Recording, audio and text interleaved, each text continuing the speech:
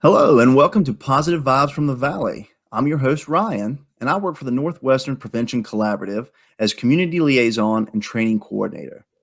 This podcast focuses on SAMHSA's 8 dimensions of wellness. Today, we're going to be talking about occupational wellness, and we brought Miss Susan Betcher with us today. Susan, hello, how are you doing this morning? Very well. Hi, Ryan. Well, hey, it's great to have you here. It's been a while. Actually, I remember you coming into my high school, so it's definitely been a little while. And speaking of which, Susan, so I know you've done local work with the high schools. I know you've done some work with the community colleges. But why don't you tell everyone a little bit about yourself, maybe some accomplishments and some notable experiences about yourself? Sure. I'm 61 years old. I'm a mom with 2 kids. And once I graduated, it was like, you know what? I want to stay with the youth. The youth keep me young. So I'm at 2 high schools and I'm a career coach part time. And I talk kids into taking some dual enrollment classes while they're still in high school. But then I take the seniors aside and I say, okay, what do you want to do for the rest of your life? I mean, that's a question you start asking children as early as kindergarten. What do you want to do? And so the best thing that you can do is expose them to everything. So that's what I try to do with my own kids. I have a son who's in the military and he's special ops. And my daughter is on the AT trail right now doing 2,190 miles from Georgia to Maine. So on the side note, she's taken a whole season off. She's a hot shot. A hot shot is a wildland firefighter. And she took the year off to find herself because that's basically what people do when they take the journey on the AT trail. So to me, she's taking a break from her occupation and finding out if this is her true calling or not. Well, and I think you just hit on something really important, Susan, when we're asking that big question, what are you going to do with the rest of your life? And it can be uh, kind of a scary question. And I think it can also lead to those moments where you have to stop and ask yourself, hey, am I on the right track? Am I doing the right thing? And that really ties in exactly into this dimension of wellness. And so, Susan, I'm going to give you the textbook definition, and I have a feeling you'll be able to enlighten us a little bit more. But the textbook definition from occupational wellness is this involves participating in activities that provide meaning and purpose and reflect personal values, interests, and beliefs, including employment. That's a mouthful. And I guess my first question for you would, how would you personally define occupational wellness when you're talking to your seniors or even your kiddos? How do you approach that topic? How I do it is I do a visual. Pretend your head is a big ball, and in between your 2 ears is the word wellness. How do you get to be well? Okay. And so, what we're going to do is going to use the word wellness in the middle, and then we're going to have 8 circles around our head to make the circle. And what it is you've got the emotional, you got spiritual, you got intellectual, physical, environmental, financial, occupational, and social. So now what we're going to do is take one of those because it's too many to divulge into and do the occupational. And you have to think the career that you're looking into, is it something that you can do for a long period of time or is it a short period of time? Give you an example. Young people, some that want to work in a factory, they don't realize the body has a lot of parts that can go wrong. Like you've got carpal tunnel if you're doing the repetitive thing every day with your hands. And is that a good thing to do? No, but your body can do it for so long. And then you've got the aches and pains of standing in line and repetitive hazards. Then you also have a computer skill where are you going to want to sit at a computer and look at a screen all day long where your eyes are just like going crazy and your body isn't moving. You don't have any exercise, physical exercise. And then you have an occupation where you're not challenged. And so that's when people start having mental health issues. And that's why this Northwestern Prevention Cooperative is real important because we've got to have full body. You can't just have um, bits and pieces. It's all got to be combined. And that's why it's like a circle of wellness.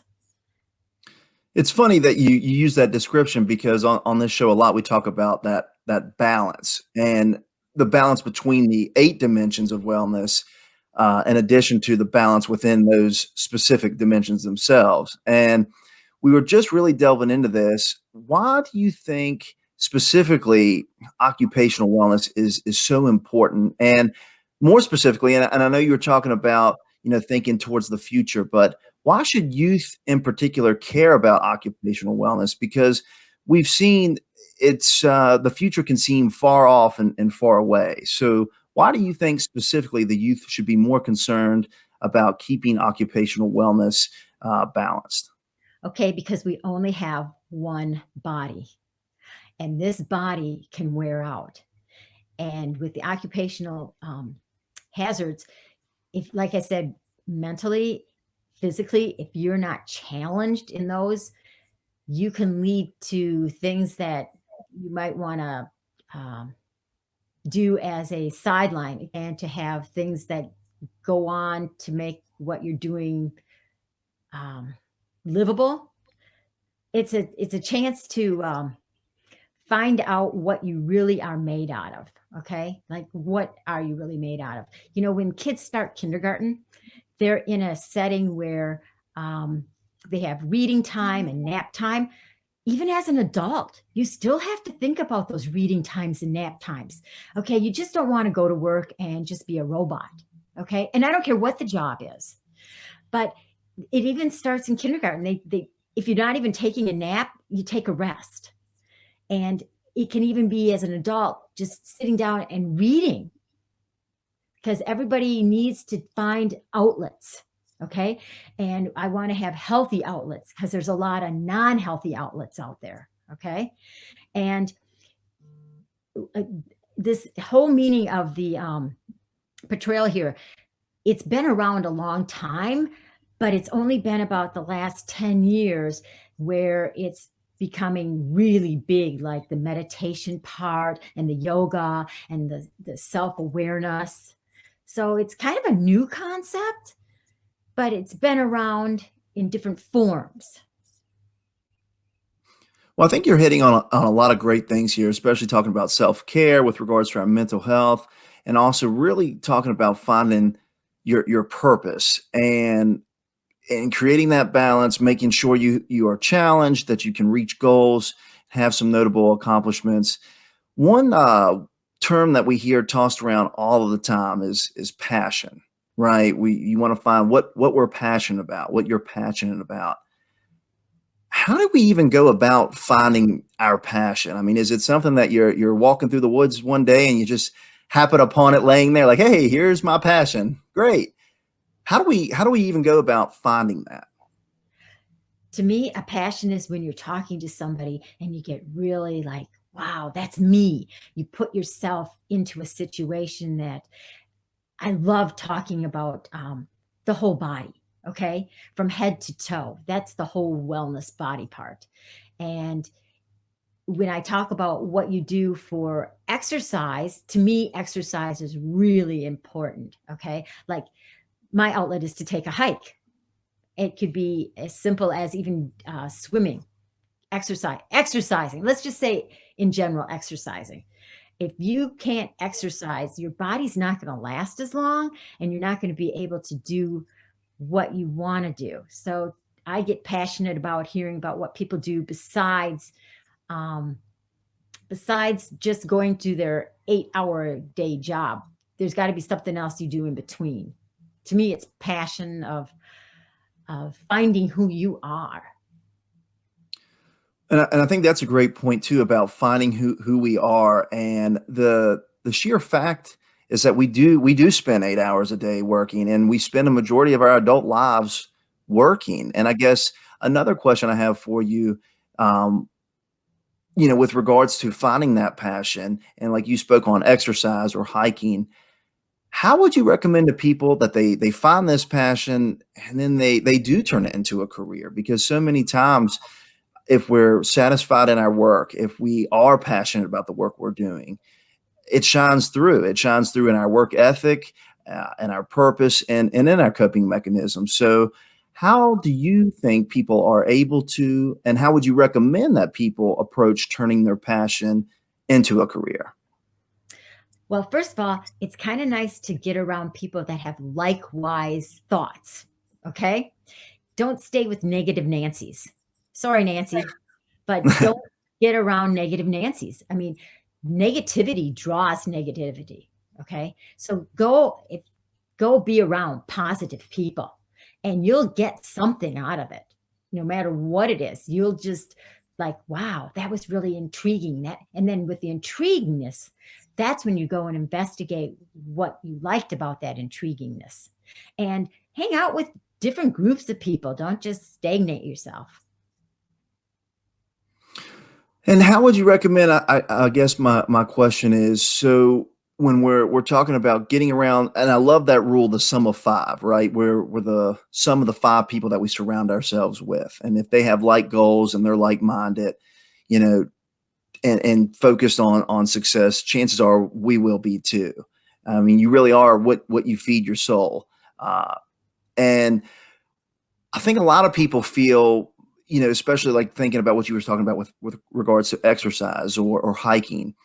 Hey, these are hobbies. These are things I do for fun, but there's no way I could turn that into a career. And, we've seen now time and time again with startup businesses, with, the online personas, the influencers, that these people are taking their passions and turning them into a way that they make money from that.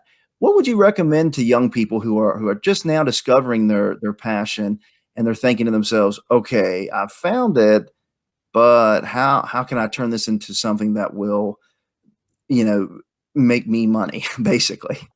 Ryan, that's perfect because volunteerism is the biggest outlet for young people to decide and to investigate what they want to do. Volunteering. Example, in Luray and Page County, we have two community gardens. And I'm going to tell you something. People that are doing community gardens are passionate about people.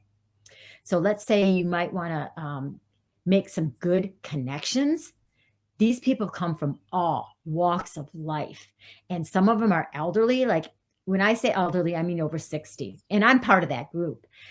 We have a wealth of knowledge. And just to work side by side planting, you talk about really cool things like what you like to do. And then you talk about the plant and you learn. You're learning and you're learning what this person might be good at and give them some suggestions. And so you need to go and volunteer. And I don't care if it's at the hospital, Page One, food pantry. It's really cool to make the contacts through volunteer work, and it's rewarding. So the good news is with our school systems here in Page County, we even are making our seniors do 50, actually 20 hours of community service a year. They have to do 20 hours, and that's to work on their government class. You can't pass government without doing volunteer work, which I love. And then they're dropping it down to making juniors do 15 hours of community service. And now we're also doing sophomores who have to do 10 and freshmen who have to do 5. So Wow. we in the school system see the potential of what volunteerism can do for a young person. And it's as simple as even going out and mowing the yard for an elderly person. And then you have to spend a couple minutes with the elderly person to talk about what else their needs are. Find out about life in different ages and different stages. Okay. We'll even use volunteerism if they want to go to the library and read a kid's book. So if you're interested in reading, go and volunteer and read to the, kids that come to story time. Isn't that cool? That's awesome, and I think that's really, the opportunity that a lot of people are wanting and looking for. And like you said, being able to volunteer and get out there in the community and be around all sorts of different people, like you said, different ages through different stages. I like that. Mhm. And, really getting knowledge from those guys, seeing what you like, and importantly, what you don't like. You may volunteer and say, hey, whoa, I definitely don't want to do this for the next 20, 30 years. Um, and that's always an interesting, topic when you see people who are thinking about, hey, I'm only doing this for the short term. And as you noted, short term quickly does turn into long term, 5, 10, 15, 20 years. So now, Susan, I got to put you on the spot a little bit. We use this analogy all the time on this show, but we think of ourselves as a cup, right? A cup of water. And for you, you're pouring a little into your children's cup, you're pouring a little into your seniors' cup, and you're pouring a little into your community college's cup. So, how does Susan balance her own occupational wellness and prevent her own cup from being empty? Well, I set goals for myself. Okay. And my goals every day is I have to do 10,000 steps. And to get there, it doesn't include just walking the halls in a school. Okay. It means actually having to get outside and get fresh air. And that means 24 hours a day, I can get my 10,000 steps in at least.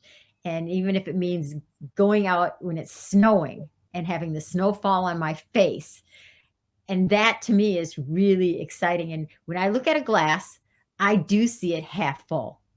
Okay. That's how I look at the glass, half full, half empty. Mine's half full. And everybody has 24 hours in a day. Everybody. It's what you do with it is what counts. So if you say, oh, I don't have time to go out for a walk. Well, you didn't prioritize. Okay. We all have 24 hours to do what we do with it. So to me, you have to try new things to decide what you like to do. And so that's why I try to be well-rounded and preach to the kids. Try it. You might like it. If you don't do it again. That's easy enough. I mean, yeah, absolutely. And I think, how would you recommend people and for yourself specifically, again, Susan, I got to put you back on the spot. How do you find balance within your career? Because I know you said you're very passionate and it shines through. And with the conversation now about burnout and exhaustion and a lot of those things, how do you personally find balance in your career? And how would you recommend that other people find that balance within their career specifically? To me, I've surrounded myself with some good people. All right. I do my volunteerism with Page Alliance for Community Action, and we have a whole board, and the board is a mixture of all walks of life. We've got the former superintendent of schools, we've got the former counselor at one of the elementary schools, we've got 4-H, we've got all these organizations, we've got the hospital, we've got Ryan, we've got you on the board. Surround yourself with not just people that you've grown up with, like your peers, but all ages and all ranks. And I just think of myself as just being well-rounded with people around me. And because of it, I'm meeting some of the nicest people, like the garden itself, master gardeners. I never even knew there was such a thing as a master gardener. Oh my gosh, what people have to do to become one is a pretty big production. And they volunteer their time to help plant plants. And I'm learning about what it takes and how often they have to be watered and where the distance between plants, because they all grow different. Like you've got a watermelon that needs to be 18 inches from another watermelon. Who would have thought? So to me, it's like just surrounding yourself with different groups. Well, that's fantastic. And I think surrounding yourself with different groups, finding that purpose and really not being afraid to take those chances and to chase those new opportunities. And like you said, the worst case scenario, you don't like it, right? I mean, worst case scenario, you end up walking away and saying, hey, I don't want to go in that direction, but let me branch out in these different directions. So I think that's a very good point. And it's interesting too, like you said, you had never met a master gardener, and now it's exposed you to a whole new realm of things that maybe you never thought possible. And I think that's really exciting. So I definitely want to kind of touch on that fact of how important it is for people to find that balance within their own lives and then within their careers by surrounding themselves with positive people, by pursuing that purpose, and again by making sure that they're being passionate and they're taking that passion and really sharing it and giving it back to others, because really that's what it's all about, right? Is giving back to the community and making a difference where we live, which you do so well. Well, you know the old saying. They say we're all going to leave this life, okay? And it's not what materialistic that you leave behind. It's what people say about you that's going to matter. Because our materialistic things are going to be sold off at a yard sale or given away to Page One or to Goodwill, whatever. That stuff doesn't matter, but it's what people are going to think of you when you're gone that really. Yeah, I remember grandpa. He was so nice. He always did this or that. But that's a relative. If it's a non-relative, you want someone from the outside to think, yeah, I remember him. He was super cool. He did something for me. He gave me some encouragement. I remember when he said I could do this, and now I'm doing it. So it's like words of encouragement. Simple. That's simple stuff. Like when I go to the store now, I've been in the school system for 22 years, and I'll have some of the people say, yeah, I remember you, Mrs. Betcher. You were my GED teacher. I now have a child of my own. And I remember you always said, read to them, read to my kids. And so because I'm doing that, they've taken up a skill that I didn't have. So it's not what we actually do, it's how we portray it to others. So it's a lasting thing that you, Ryan, as a young person, will see really cool things happen if you stay in this field. I want you to know. People will say, I remember Ryan. Yeah, he was that really cool dude. Well, hopefully they say that. I guess I'll have to give them $20 to keep saying nice things about me. Kids would like that, you know. So, Susan, aside from endorsing workplace naps, which I am a big fan of, on a serious note, are there any last tips or general ideas that you would want to give our listeners right now who are maybe struggling with finding that balance in their occupational wellness, and maybe they're just getting started, maybe like your daughter, they're trying to rediscover themselves? What's maybe a couple generalized tips and broad ideas you would give those folks? Well, just don't be afraid to step out of your box. First of all, don't be afraid. The only thing that you can do is fail, but it's not a failure because you tried it. To me, it's just expanding your horizons by trying something. And if you don't like it, it's not a big deal to move on with anything you do. It's kind of like riding a bike. If you fall off, you get back on and you ride away. All right. Same with trying new adventures. Yeah. I don't like to camp. I don't like it. I don't like living on the ground. I don't like snakes. I don't like that kind of stuff. But I am going to do it for a couple of days with my daughter on the AT because it's been years since I've tried it. So I'm redoing it. And I'm older now. So I might really hate it. So I'm telling people, just because you didn't like it the first time, your body matures, your body ages, try it a second time. So I'm going to say you don't have anything to lose. It's just time that you've invested. And time we've got all 24 hours to deal with. Well, I think in society as a whole, teaches us that failure is such a bad thing that we want to avoid. And I don't want to speak for you, Susan, but I can think that a lot of the most important lessons that I've ever learned wasn't from winning and easily, not struggling at all. The best lessons I usually learn are from when I fail or from when I think, hey, what could I have done better? So I think you're hitting on something really important there, not being afraid of failure. The example you used of riding a bike is pretty much perfect.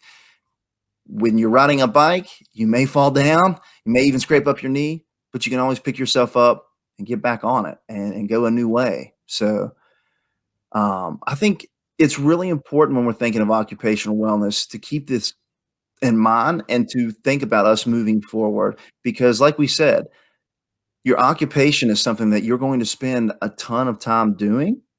It's going to be a major portion of your life. So if you're going to spend that much time doing something, you want to take the time beforehand to volunteer, to get out there and chase those opportunities and to not be afraid of failure. And the bottom line is, for young people or even for middle age, you have to have a resume. And on your resume, they're not just looking at what you've had for a job, they're also looking at experience. And the experience does not have to be job related where you got paid for it. Your experience can be something that you have tried and like volunteerism, like anything. So a resume is one piece of paper. They want it only on one page. You've got to be able to put something on there that an employer picks at it and says, wow, they've done that. They've done AmeriCorps. And if you don't know what AmeriCorps is, it's volunteering for 6 months and actually going to an underprivileged area and working with the underprivileged. So it's not just work, it's also volunteering that looks good on a resume. Absolutely. Well, any experience to a degree is good experience. It's valuable Mhm. experience, I should say. And like you said, on a resume or as you move forward, employers will look and look at the experiences that you've had. Um, well, Susan, thank you so much for sharing all of your insight. Thank you so much for coming onto the show and sharing a little bit more with us about occupational wellness.